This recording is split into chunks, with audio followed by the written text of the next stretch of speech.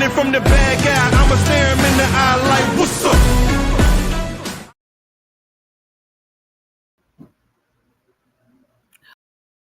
Hello, everyone. Oh, it's not showing me on the stream, so I'm going to have to go out and come back in. Sorry, I'll be right back. Heard you looking for a hero. Well, look up. No more running from the bad guy, I'ma stare him in the eye like, what's up? I know the journey got hard for a minute, but I ain't giving this up. Yeah, I got the heart of a champion. If I get knocked down, I get back.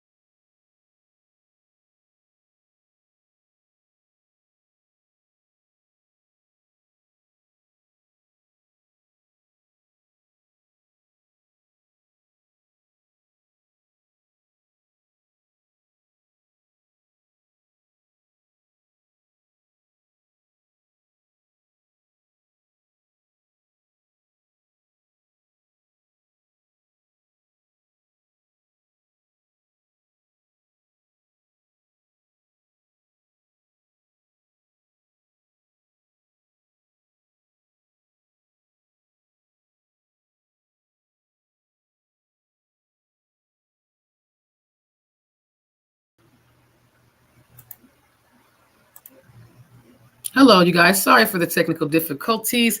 I was trying to fix my my thing. So you guys got 2 minutes of just seeing my beautiful background. But thank you so much for your patience and welcome to another day of My Story, My Strength 365-day challenge, where I discuss things that I've gone through in my life to try to help everyone understand that even though we go through what we go through, and healing is not always fun, most of the time it's not fun, it's possible, and it's worth it in the end, So I started this for myself, and I'm learning every day that I do this challenge how hard it really is, because I have to go back. And it brings up a lot of emotions. But some of those emotions I'm learning that I may not have completely gotten over as much as I thought. So this helps me understand what I'm still working on, what I still need to heal from, what I still need to do to kind of ground myself. And it also helps me show the world what healing actually looks like. So this is my way of us healing together. So, of course, I start off everything with a trigger warning. This episode contains raw, emotionally intense content involving emotional manipulation, verbal degradation, isolation, and psychological abuse within a romantic relationship. Listeners are advised that the story also includes gaslighting, emotional neglect, betrayal of trust, and the slow erosion of self-worth through coercive control. If you are sensitive to discussions of emotional abuse or power imbalances in intimate relationships, please prioritize your well-being before continuing. Your safety, mental health, and healing always first. So when I love someone, me personally, I love really, really hard. And once I'm attached, I've been known to fight for a relationship that's already been dead in the water. I've been in situations that should have broken me, but I kept forgiving them, kept holding on and blaming myself for why things weren't working. Maybe if I change this, maybe if I change that. We're always doubting ourselves. We're always trying to say that we're the ones that are the problems when we're not. And this story is one of those times when I should have just walked away, but instead I took the shame for someone else's actions. I took on the shame for someone else's actions. So this day in particular, I was out with my partner. We weren't together, but I mean, we've learned throughout the times that was just not true. But at the time, I guess he was just a partner that I was dealing with intimately. We were just doing normal errands, like non-relationship type errands, but we were running errands. Even though we weren't in a relationship, that's one of the things we would do together. We would go to the stores, we would go grocery shopping, we would run errands together. And this day I ran into someone that meant a lot to me. She's still close to me to this day, like a daughter. And At that time, I hadn't seen her for a few months. So when I saw her, I kind of lit up. We hugged and I fussed at her. Like, why haven't you called me? I've been worried about you, things that a mother would do. And we just kind of stood there catching up for a minute. It wasn't anything inappropriate. It was just love, care, joy, excitement. And my partner, he was standing right there during this time. I even introduced him, and he kind of saw how excited we were. He was standing there. He saw that we knew each other basically, but we were standing there for a while. So he kind of just walked off to go grab the things that he needed to get from the store, because I believe it was him that needed to get things from the store. Or if it was us, I probably grabbed things after I was done, but he was, walked off. It was no big deal. And after a while, we got what we came for and we left. When we were in the car, he said something that caught me off guard. He was just like, man, your friend, she have a fat ass. Just like that. Cold, disrespectful, no shame, no softness in his voice. Just a statement that asserts control. And I was confused, hurt, and embarrassed. Like, why would you say this about someone that I clearly showed that I cared deeply about? Why would you objectify someone I view like family, someone you just met? Like, you just met her. You don't even know this girl. So you're just going to flat out come to me and say, hey, she has a fat ass. So he stared at me to see what my reactions was going to be. And I was just like, okay, sorry.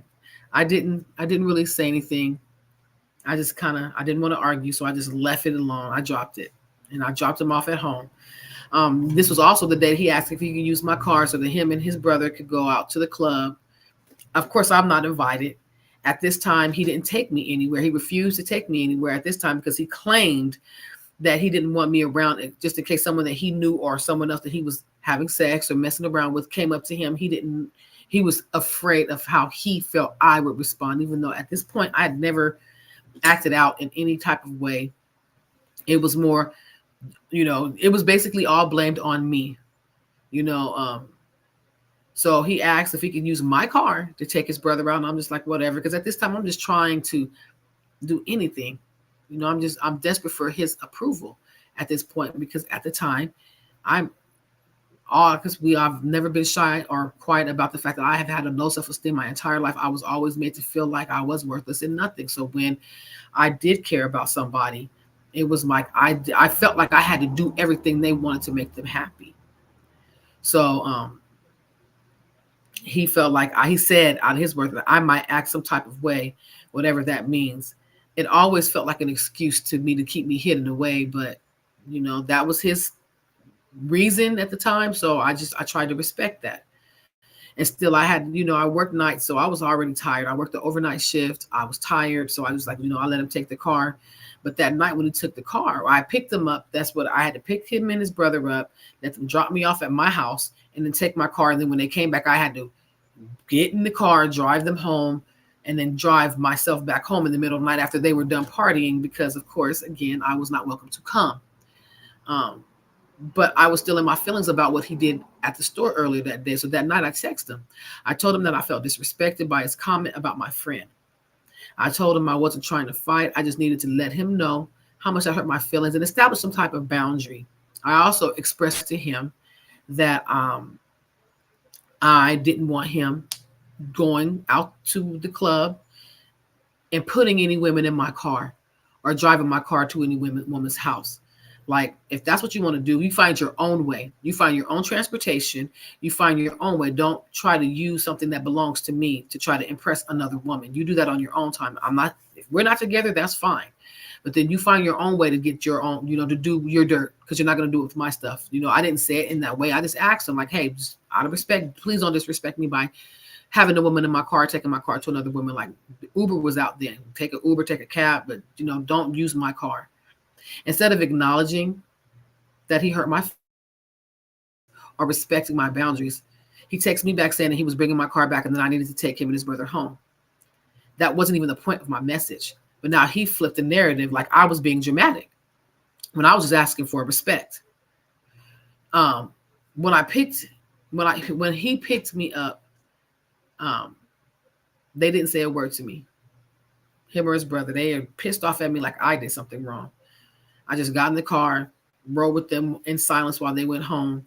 They were both being silent and distant and cold to me. And I dropped them off when I came home.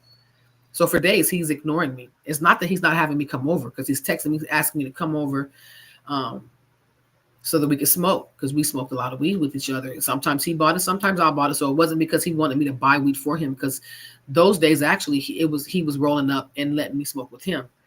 But he was still ignoring me. The whole time I was there, him and his brother acted like I wasn't even in the car. I was just invisible. And I felt so humiliated and confused. Like, what did I do that was so wrong? Was setting a boundary that threatening? Eventually, he acted like nothing ever happened and just started talking to me. But the ache in me didn't go away. I was and I am still hurting from that, because I'm confused. I'm still blaming myself. He let his brother treat me like I was a burden, but he had no problem asking me for my help, him or his brother, when they needed something from me. But they treated me like I was the burden. This experience left a scar. And this, like I said, the scar is still there. I'm still processing through this. Not because of how I was treated, but because I started to believe that I caused it.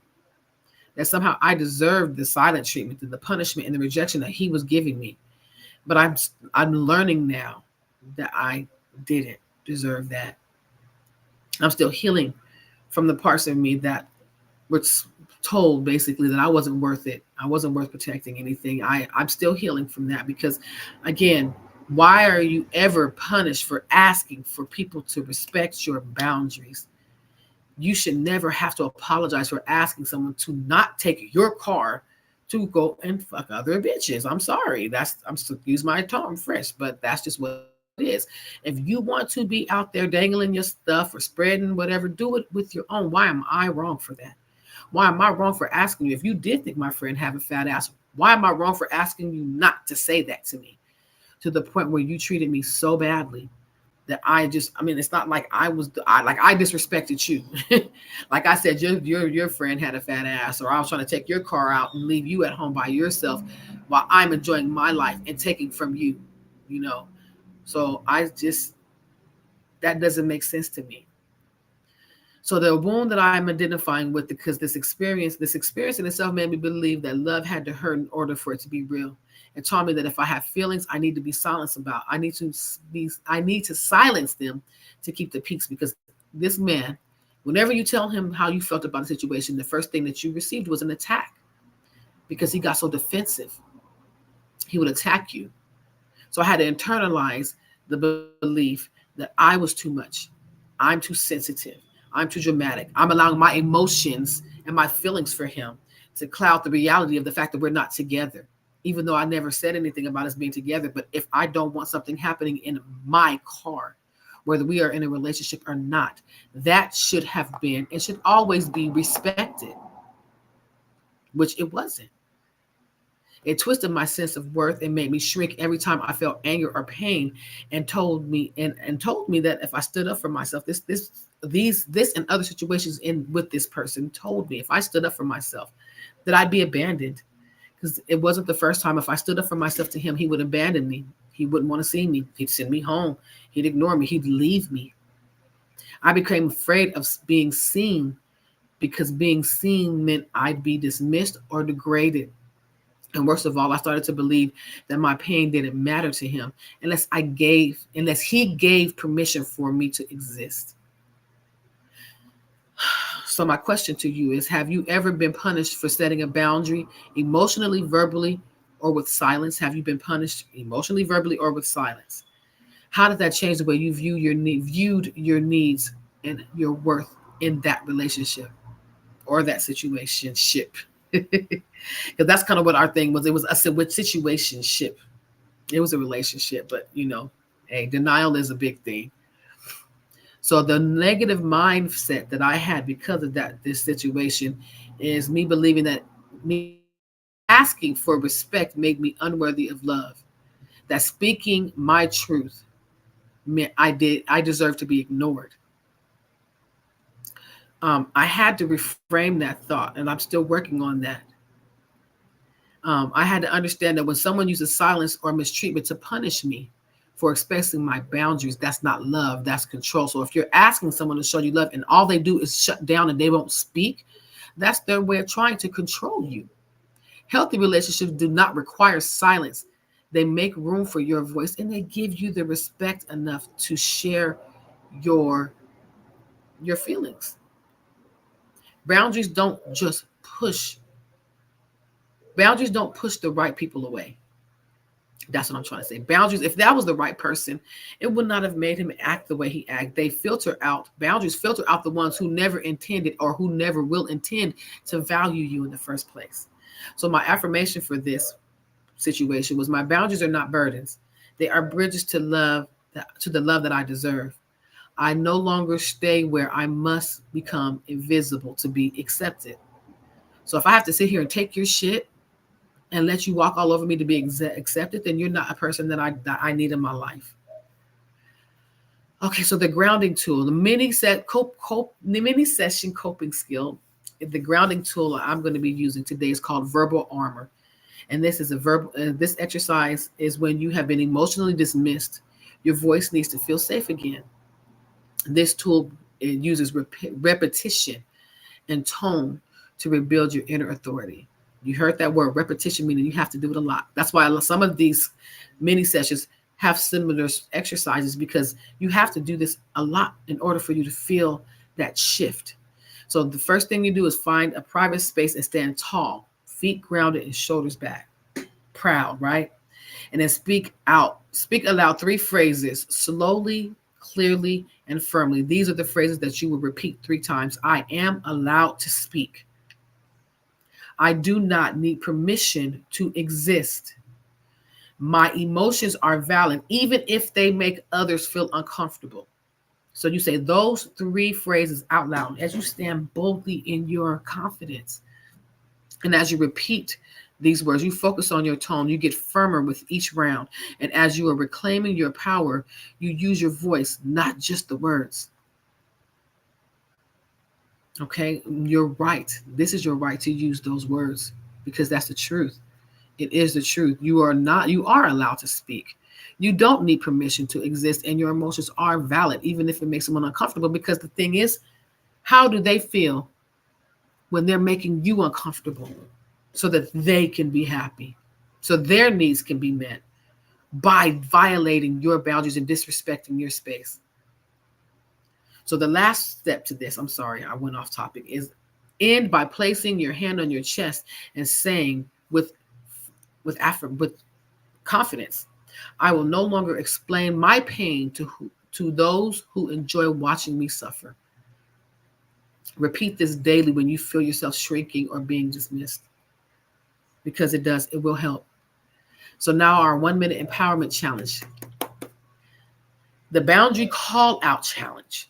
So today, choose one place in your life where your boundary has been blurred, ignored, or violated, and call it out. Call out that boundary, whatever boundary you established that has been blurred, ignored, or completely violated. Call that out, not to the person, not unless you're ready, but in your journal, in your phone, wherever you keep your diary, or even just out loud. Say that boundary that has been violated. And you say this along with that, or you write it in your journal, or however you have to express this. This boundary, this was the boundary. My boundary was X. It was crossed, and I didn't deserve that. Then write down in your voice, or record it with your hand, how you will respond the next time your boundary is violated. This challenge is not about confrontation. It's about reclaiming clarity. Power is knowing where your line is, even when others pretend it's invisible. And when you confront them about violating your boundary, you don't have to do this respectfully, like, hey, sir, ma'am, if you care about me, these are the boundaries that I established that I thought we had going forward. You crossed the line, and express how it made you feel. If they can't respect that, then they don't deserve you. They don't. So, Survivor Spotlight. This is my favorite part. And this is about someone who I actually think is a really cool person, Lizzo. Lizzo was born Melissa Vivian Jefferson, and she grew up in a world that rarely reflected her back. From an early age, she was gifted. She was a gifted flutist. She plays the flute really well. I've heard her. I don't know how to say that word, but she plays the flute. My sister plays the flute, and I still don't know that. But she was a gifted flute player and a passionate vocalist, a powerful presence. She was someone that demanded respect. But behind the radiant confidence the world sees today from her, she was a young black girl battling deep insecurities, isolation, and relentless self-criticism. Um, when Lizzo was 9, her family moved to Houston, and was there. That's when she struggled to find somewhere where she belonged in her new environment. Throughout her adolescence, she was bullied for her weight, for her hair, her skin color, and her personality. Because she's you could tell she has this really vibrant personality. Her voice was often too loud for classrooms. Her joy often too bold for spaces that wanted Black girls to be small and silent. Um, I'm sorry. Again, I told you this kind of bothered me a little bit.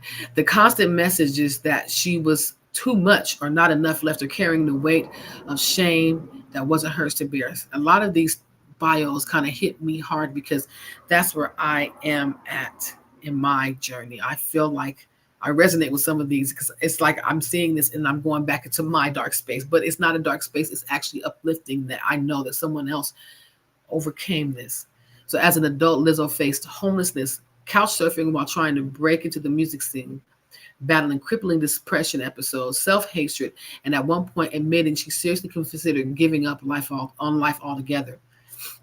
The emotional toll of constant body shaming, rejection, and internalized pain made her question if there was space for someone like her in an industry built on white thinness or perfectionism.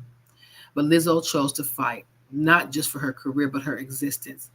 She poured her pain into her music using a pen and her voice to carve out truth, joy, and radical celebration. Her breakout album, "Cause I Love You," wasn't just a sonic success. It was a declaration of survival. She didn't just demand visibility, she embodied it unapologetically. Lizzo became an icon by refusing to shrink. She broke every mold, challenged every narrative, and created a new standard, one where joy, thickness, blackness, and vulnerability could coexist together. Her music, performances, and interviews became lifelines for those who had never seen themselves celebrated before.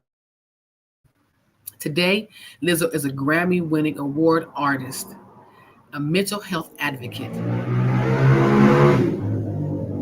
and the founder of Yitty, a body positive shapewear line built to all empower us all. She continues to speak candidly about therapy, healing, boundaries, and ongoing battles of self-acceptance. Lizzo survived not just public scrutiny, but the private hell of internalized hatred. She turned rejection into rhythm, shame into sparkle, and isolation into an anthem for every person who felt invisible in a world that only validates one kind of beauty. She didn't just accept herself, she learned to celebrate herself and made room for the rest of us to do the same. Lizzo's legacy is not just her music, it's her resistance to erasure. So to Lizzo, thank you for showing us that self-love is not always loud and instant, but a quiet revolution we choose every day.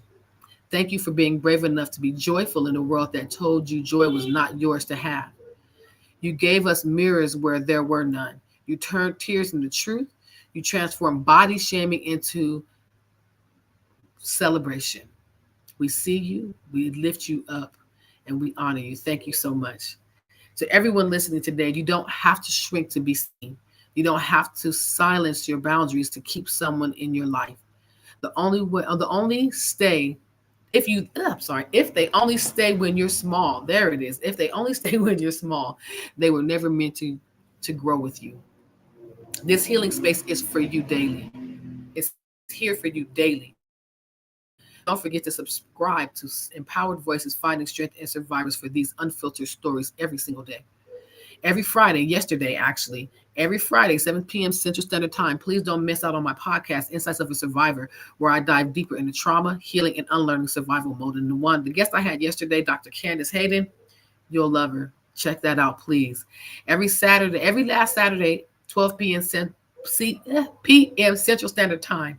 Tune in for Raw and Real, my uncut collab with my series with my special friend, Mr. All Love, where nothing's off limits. This is true, unfiltered, unapologetic healing, you guys, at its best. And every Sunday, 6 p.m. Eastern Standard Time, catch my sis on Kiss Corner, Coach Kiss, every Sunday. It will be going back to Thursday next year, where love and healing collides with truth. So just always remember that your pain doesn't end in, your story doesn't end in pain. It begins in power. I will see you tomorrow for another powerful day of healing. I love you all and stay strong. Heard you looking for a hero. Well, look up. No more running from the bad guy. I'ma stare him in the eye.